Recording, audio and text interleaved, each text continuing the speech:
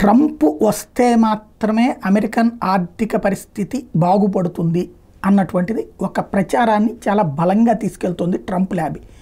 ఎందుకంటే అమెరికన్లకు ఇప్పుడు అతిపెద్దదైనటువంటి సమస్య ఫైనాన్షియల్ ప్రాబ్లం. ఇప్పటికే ఉద్యోగ ఉపాధి అవకాశాలు భారీగా కోల్పోయారు. ధరల పెరుగుదల అన్నటువంటిది వెంటాడుతుంది. మొన్న మధ్యన తగ్గించే ప్రయత్నం చేసినా అది కొద్ది కాలం మాత్రమే నడిచింది. భారీ ఎత్తున ధరల పెరుగుదల అన్నటువంటిది చోటు చేసుకుంటుంది. ఇళ్లల్లో ఇద్దరు ఉద్యోగాలు చేసే వాళ్ళలో ఒకళ్ళు కోల్పోవడం, ముగ్గురు చేసే ఒకళ్ళు చేసేటటువంటి వాళ్ళు సాంతం రోడ్డును పడినటువంటి పరిస్థితి, అనేక మంది అల్లల్లాడిపోతున్నారు.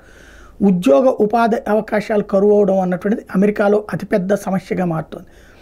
ఆర్థిక అస్తవ్యస్తత అన్నటువంటి దాన్ని దూరం చేయాలంటే ట్రంప్ వల్ల మాత్రమే సాధ్యం అన్నటువంటి ఎజెండాని కమలా హ్యారిస్ వ్యతిరేకులు, ట్రంప్ అనుకూలురు గట్టిగా తీసుకెళ్తున్నారు.